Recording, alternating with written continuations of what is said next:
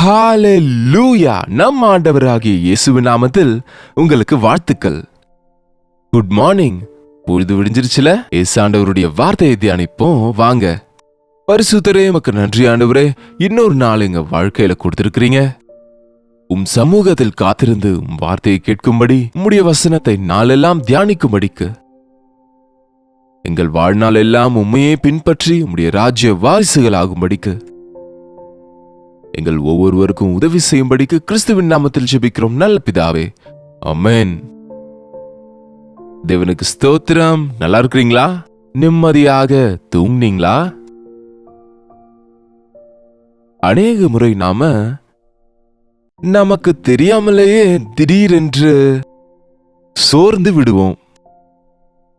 ஏதாவது ஒன்று நம்ம நினைச்சது நடக்காதப்ப, நாம எதிர்பார்த்த விதத்துல இல்லாத போது, சில எதிர்ப்புகளை நாம எதிர்கொள்ளும் போது, அநேக முறை வெளியே இருக்கிறவங்கனால, சில முறை வீட்டில் இருக்கிறவங்கனாலேயே, நம்பினவங்கனாலேயே, எப்போதும் எதிர்பாராத நபர்களால கூட சில முறை ஊக்கமிழக்க செய்கிற, வேதனைப்படுத்துகிற வார்த்தைகள் நாம கேட்கும்போது ஆட்டோமேட்டிக்கா எவ்வளவு வேகமா நம்ம மனசு கலங்கி போகும்னா, சோர்ந்து போகும்னா, நான் சொல்ல தேவையில்ல, உங்களுக்கு அனுபவங்கள் இருக்கும். நாம அதனாலதான் தேவன் மேல விசுவாசம் வைக்கணும். பைபிள்ல கொரிந்தியருக்கு எழுதின 1 நிருபம் 13 அதிகாரம் ஒவ்வொரு கிறிஸ்தவனும் நல்லா இத வாசிக்கணுங்க. இந்த அன்பு அன்பு அன்பு என்ற வார்த்தை உலகத்துல நாம கேட்கிறோம். அந்த அன்பு இல்லாததுனால தாங்க இந்த பிரச்சனைங்க. அன்புள்ளவங்க இப்படி கடினமா பேச மாட்டாங்க. அன்புள்ளவங்க கஷ்டப்படுத்த மாட்டாங்க இன்னொருத்தரை. அன்பு இருக்கும்போது நாம சகிப்போம், தாங்குவோம், மன்னிப்போம். பாத்தீங்களா? இன்றைக்கு முதல்ல அன்புனா என்ன? ஏதோ ஒரு ஈர்ப்பினால வருகிற அன்பா, அல்லது சில இஷ்டங்கள், நமக்கு ஒரே இஷ்டங்கள் இருக்கிறதுனால, சிமிலாரிட்டிஸ் இருக்கிறதுனால அன்பு நினைக்கிறோமே தவிர, சாதாரணமா வர சகோதர அன்பு, உறவுகள் மேல அன்பு, அல்லது நம்ம ஆளுங்க நம்முடையது என்ற அன்பு, சுயநல அன்பு, வாலிப வயதுல வரக்கூடிய எரோஸ் என்றால் அது வாலிப இச்சைகளால இருக்கிற அன்பு, இது இல்லங்க. முதல்ல இயேசுவின் அன்பு அகாபே. கிரீக் மொழியில அன்புக்கு 4 வார்த்தைகள் இருக்கு. அகாபே என்றால் அது தேவனின் அன்பு, என்றைக்கும் இருக்கும் அன்பு, சுயநலமற்ற அன்பு, பவித்திரமான அன்பு, உண்மையான அன்பு. அந்த அன்பை குறித்து கொரிந்தியருக்கு எழுதின நிருபம் 13 அதிகாரத்தில் தெளிவாக எழுதினார் பவுல். தினமும் நாம இந்த அதிகாரத்தை வாசித்து, இப்படிப்பட்ட அன்பு எனக்கு கொடுங்க ஆண்டவரே, இந்த அன்பு எனக்குள் இருக்கா ஆண்டவரே என்று யோசிச்சு பார்த்தா, நாம எப்படிப்பட்ட சோதனையா இருந்தாலும் அதை எதிர்க்க முடியுங்க. நேசிக்கிறவங்க அடிச்சா கூட தாங்கிக் கொள்வாங்கல்லங்க. நம்ம கை குழந்தைங்க தாய அவங்க எவ்வளவு கஷ்டப்படுத்தினாலும், அல்லது அவங்கள அடிச்சாலும் உதைத்தாலும், அந்த பிள்ளைங்க என்ன வேதனையை தாய்க்கு உண்டாக்கினாலும் சகிப்பாங்க பாருங்க. It's because of love. நாம தேவனை நேசிப்பதினால உலகத்துல இருக்க மனுஷங்க நம்மை சோதிக்கும் போது அதை சகிக்க ஆயத்தப்படுவோம். தேவ அன்பு நமக்குள்ள இருக்கும்போது, நாம அநியாயமா நம்ம தவறே இல்லாம நம்மை கஷ்டப்படுத்தும் போது கூட நாம சமாதானத்தையும் நிம்மதியும் கொண்டு இருப்போங்க. ஒரு முறை இந்த அன்பு குறித்து வாசிப்போமா? கொரிந்தியருக்கு எழுதின 1 நிருபம் 13 அதிகாரம் 4 வசனத்திலிருந்து வாசிக்கிறேன். அன்பு நீடிய சாந்தமும் தயவும் உள்ளது. அன்பு நீடிய சாந்தம் உள்ளது, தயவு உள்ளது. அன்புக்கு பொறாமை இல்லை. அன்பு தன்னை புகழாது. அன்பு இருமாப்பா இராது. அயோக்கியமானதை செய்யாது. தற்பொழிவை நாடாது. தற்பொழிவை நாடாது. சினம் அடையாது. அன்பு தீங்கு நினையாது. அநியாயத்தில் சந்தோஷப்படாமல் சத்தியத்தில் சந்தோஷப்படும். சகலத்தையும் தாங்கும், சகலத்தையும் விசுவாசிக்கும், சகலத்தையும் நம்பும், சகலத்தையும் சகிக்கும். அன்பு ஒரு காலம் ஒழியாது. ஹல்லேலூயா. இயேசு கிறிஸ்து இந்த அன்பை நமக்கு காட்டியிருக்கிறாருங்க.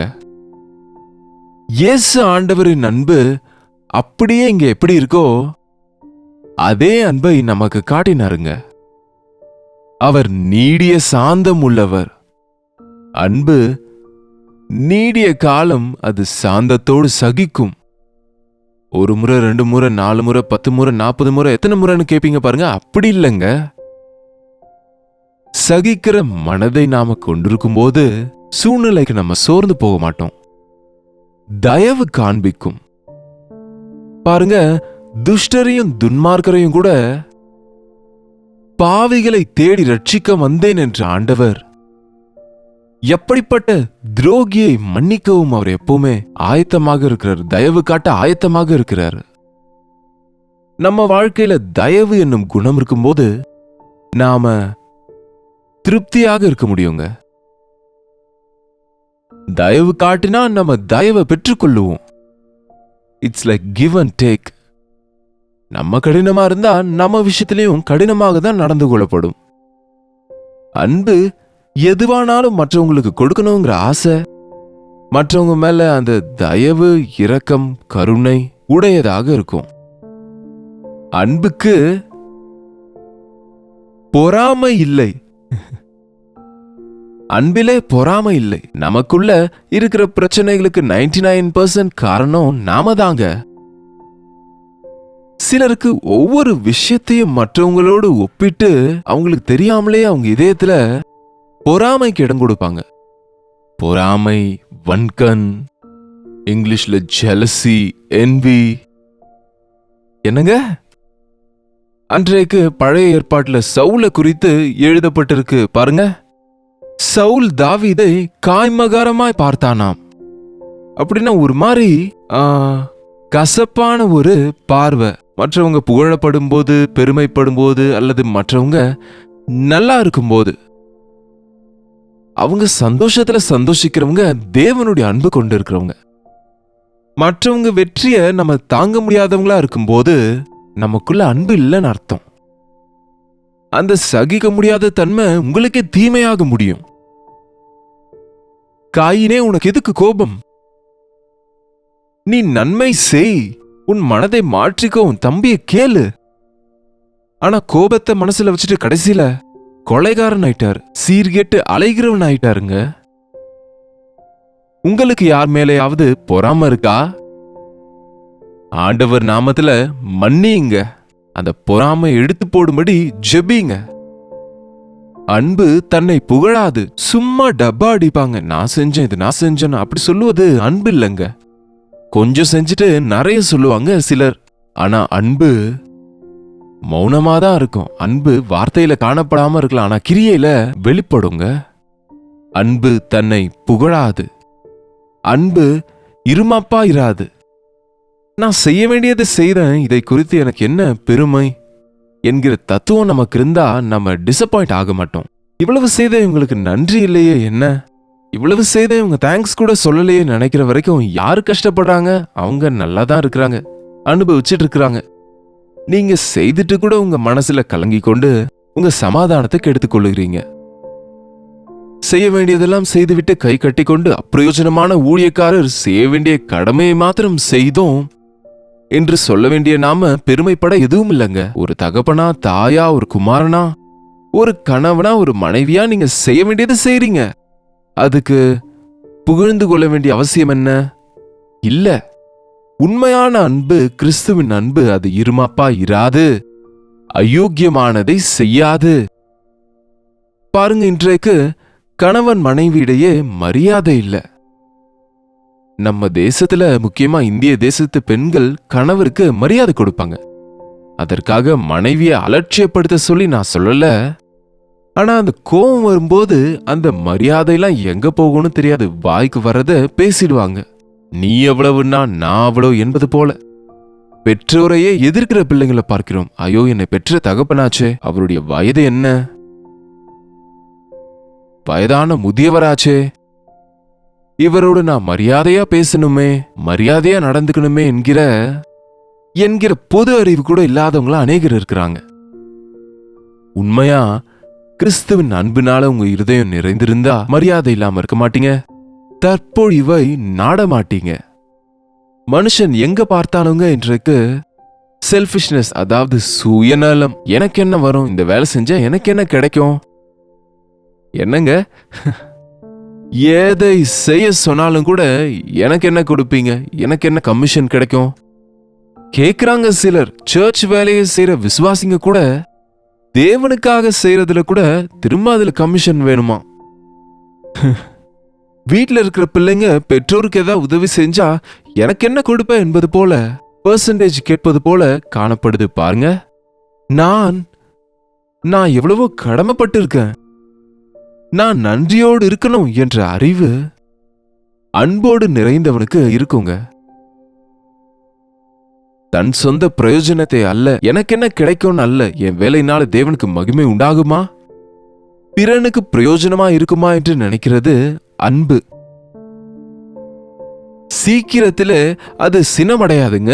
சீக்கிரமாக சின்ன சின்ன விஷயத்துக்கெல்லாம் கோவப்படாது, அனாவசியமான விஷயங்களுக்கு கோவப்படாது. உன் ஈகோவை யாராவது தொட்டா உனக்கு கோவம் வரும், அது கிடையாது.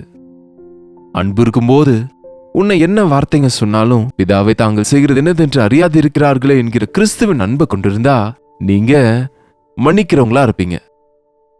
பாவம் விஷயம் தவிர மற்ற எந்த விஷயத்திலும் கோவப்படாதே என்று வசனம் சொல்லுகிறது. கோவப்பட்டாலும் பாவம் செய்யாதே. பாவத்துக்கு காரணம் உண்டாகிற அளவுக்கு நீங்க கோவப்படாதீங்க. சூரியன் அஸ்தமிக்கும் வரைக்கும் உங்க கோவத்தை வைத்துக் கொள்ளாதீங்க. காலையில வரைக்கும் கோவத்தை மனசுல வச்சிருந்தா அது பகையாக மாறிடும், உன்னையும் அது கெடுத்துவிடும். நீ செய்கிற காரியங்கள் எல்லாம் கெட்டு போகுங்க. உன் வார்த்தை, உன்னுடைய நடத்தை, கோபத்தோடு ஒரு நபர் பேசும்போது எவ்வளவு மோசமா இருக்கும் பாருங்க அந்த வார்த்தைங்க. கோவப்படாது, சீக்கிரத்துல கோவப்படாது. அன்பு தீங்கை மனதிலே நினைக்காது. சிலர் மன்னிச்சிட்டோன்னு சொல்லுவாங்க, ஆனா மனசுல மட்டும் மறக்க மாட்டாங்க. இன்னொரு முறை அப்போ இப்படி செய்த, இப்போ இப்படி செய்தன்னு எல்லா தவறையும் திரும்பி கொண்டு வருவாங்க மன்னிச்சிட்டேன்னு சொல்லி. மன்னிச்சிட்டா ஆண்டவர் சொன்னாரு, நான் மன்னிக்கிறேன், நான் அதை திரும்பவும் நினையாமலும் இருப்பேன், அதை துடைத்து போடுவேன் என்றார். கிறிஸ்துவின் அன்பை கொண்டிருந்தா நாமும் தீங்கை மனதிலே வைத்துக் கொள்ள மாட்டோம். There is no record of wrongs in love அப்படின்னு ஒரு வார்த்தை இருக்குங்க. அன்பிலே தவறுகளின் பட்டியல் இல்ல. சிலர் வாயை திறந்தாலே மற்றவங்க மேல இருக்க தவறெல்லாம் சொல்லிக்கொண்டே இருப்பாங்க. உண்மையா ஒரு நபரை நேசிக்கும் போது அன்பு அநேக பாவங்களை மூடுகிறதுனாலே மிகுந்த அன்பை கொண்டிருங்கள் என்று வசனம் சொல்வது போல அன்பு மன்னிக்கும், சகிக்கும். இன்னும் சொல்லிக்கொண்டே போனா அன்பு அநியாயத்தில் சந்தோஷப்படாது. நேசிக்கிறேன்னு சொல்லி என்ன செய்தாலும் சரின்னு சொல்லாது. அநியாயத்திலே அது சந்தோஷப்படாம சத்தியத்திலே சந்தோஷப்படும். அதனாலதான் ஆண்டவர் நம்ம எவ்வளவு நேசிச்சாலும் நம்ம பாவத்தை மட்டும் அருவருக்கிறாருங்க. பாவத்தின் விஷயத்துல பரிகாரம் செய்யப்படாவிட்டா அந்த பாவிக்கு மன்னிப்பு இல்லைன்னு தான் ஆண்டவர் அன்போடு தன்னுடைய ஜீவனை கொடுத்து நம்முடைய பாவங்களுக்காக சிலுவையில யாகமானாருங்க. கிறிஸ்துவின் அன்பு இப்படி வெளிப்படுகிறது. எஸ் ஆண்டவரே, எனக்கு இப்படிப்பட்ட அன்பை கொடுங்க. சகலத்தையும் தாங்கும், சகிக்கும், சகலத்தையும் நம்பும், சகலத்தையும் விசுவாசித்து, எல்லாவற்றையும் பொறுத்து கொண்டு, மாற்றமில்லாத அன்பு. சீசனல் அன்பு இல்லைங்க. அன்பு ஒரு காலம் ஒழியாது. ஒரு சீசன்ல நம்ம எவ்வளவோ அன்போடு இருக்கிறது போல நடந்து கொள்ளுவோம். நம்ம ஃப்ரெண்ட்ஸ் விஷயத்துல, கணவன் மனைவி விஷயத்துல, நம்ம பிள்ளைங்களை நேசிக்கிற விஷயத்துல, பெற்றோரை நேசிக்கிற விஷயத்துல உங்களுக்கு எல்லாம் அனுகூலமா இருக்கும்போது நேசிக்கிறேன்னு சொல்றீங்க. ஆனா அதுக்குள்ள மறந்துடுறீங்க. முதிர் வயது வரும்போது உங்க பெற்றோரை அலட்சியப்படுத்துறீங்களே. உங்க மனைவி உங்களை கொஞ்சம் கஷ்டப்படுத்தினா உனக்கு கோபம் வரும்போது உடனே நீ எவ்வளவு மோசமாக பேசுகிற, எவ்வளவு கேவலமாக பேசுகிறாய். என்னங்க இனி நான் உன்னை நேசிக்க மாட்டேன் போ என்பது போல முகத்தை திருப்பிக் கொள்ளுகிறவங்கள எத்தனையோ பேரை பார்க்கிறோம் இன்றைக்கு. கிறிஸ்துவின் அன்போடு நிறைந்திருக்கும் போது இந்த உலகத்தில் நாம் அவருடைய சாட்சிகளாக இருக்க முடியும். நம்ம வாழ்க்கை நிம்மதியாக இருக்குங்க. நம்ம கதவுக்கு முன்னாடிலாம் அந்த தாழ்பால் இருக்கும். அந்த தாழ்பால் போட்டு பூட்டி வைப்போம்ல, அதை திறக்கும் போதெல்லாம் கிரு கிரு கிருன்னு சத்தம் வருங்க. அந்த நேரத்துல கொஞ்சம் எண்ணெயை கொண்டு வந்து அந்த ஜாயின்ஸ்ல ஊத்தும் போது அந்த சத்தம் நின்றுங்க. ஒரு டொக்கு சைக்கிள் பாருங்க, கிரு கிரு என்று சத்தம் வரும். ஆனா எண்ணெய் ஊட்டும் போது ஸ்மூத்தா போகும். அது போல நம் குடும்பத்துல பிரச்சனைகள் வரும்போது, சண்டைகளுக்கு, பிரிவினைகளுக்கு, பேதங்களுக்கு காரணம் அன்பில்லாததுனால. அன்பு இருந்தா நம்ம வாழ்க்கை ஸ்மூத்தாக இருக்குங்க, சாஃப்டா இருக்கும், அருமையா இருக்கும், மரியாதையா, ஆனந்தமாக இருக்கும். அவருடைய அன்பு நம்முடைய குடும்பத்தையும் நம்முடைய இருதயத்தையும் நிரப்புவதாக. ஜெபிப்போம். பரிசுத்தரே, அன்புள்ள தகப்பனே, உம் அன்பை குறித்து எவ்வளவோ கேட்கிறோம், பாடுகிறோம், எவ்வளவோ உங்க அன்பை நாங்க அனுபவிக்கிறோம் ஆண்டவரே. அந்த அன்பை எங்க வாழ்க்கையில காட்டுவதற்கு உம்முடைய தெய்வீக அன்பை, தெய்வீக குணங்களை காட்டுகிற கிறிஸ்துவின் அன்பை எங்க மேல ஊற்றுங்கப்பா. அந்த கல்வாரி சிலுவையின் அண்டையில் உட்கார்ந்து உம்முடைய அன்பை உணர்ந்து கொள்வதற்கும் இந்த உலகத்துக்கும் அன்பை காட்டுவதற்கும் வார்த்தையில் அல்ல, கிரியைகளில், எங்கள் நடத்தையில், எங்கள் வாழ்க்கையில் கிறிஸ்துவின் அன்போடு வாழ்வதற்கு, கிறிஸ்துவின் அன்பை அநேகருக்கு வெளிப்படுத்த எங்களுக்கு நீங்க உதவி செய்யும்படிக்கு கிறிஸ்துவின் நாமத்தில் ஜெபிக்கிறோம் நல்ல பிதாவே, ஆமென். பிதாவாகிய தேவனுடைய அன்பும் குமாரனாகிய இயேசு கிறிஸ்துவின் கிருபையும் பரிசுத்த ஆவியானவருடைய அந்யோன்யமும் ஐக்கியமும் கூடி வந்திருக்கிற அனைவருக்கும் எப்பொழுதும் சதா காலமும் துணையாக இருப்பதாக, ஆமென். தேவனுக்கு ஸ்தோத்திரம். உங்களுடைய ஜப விண்ணப்பங்களுக்கும் பாரங்களுக்கும் நீங்க எங்களுக்கு 8939801234 என்ற நம்பருக்கு ஒரு டெக்ஸ்ட் அல்லது வாய்ஸ் மெசேஜ் மூலமா நீங்க வாட்ஸ்அப் பண்ணுங்க. அதையெல்லாம் நாங்க பார்க்கிறோம், அதற்காக ஜெபிக்கிறோம், உங்களுக்கு பதில் கொடுக்கிறாருன்னு நீங்களும் தெரிவிக்கிறீங்க. நீங்களும் ஜெபிங்க, தேவன் அற்புத காரியங்களை செய்வாரு. டாக்டர் ஜே பால் யூடியூப் சேனல் சப்ஸ்கிரைப் பண்ணுங்க, லைக் பண்ணுங்க, ஷேர் பண்ணுங்க. உங்க விவரங்களை கமெண்ட் செக்ஷன்ல பதிவிட மறந்துடாதீங்க. கர்த்தருக்கு சித்தமானால் நாளைக்கு இதே நேரத்தில் உங்களை சந்திக்கிறேன். அதுவரை கர்த்தருடைய கிருபை உங்களுக்கு துணையா இருப்பதாக.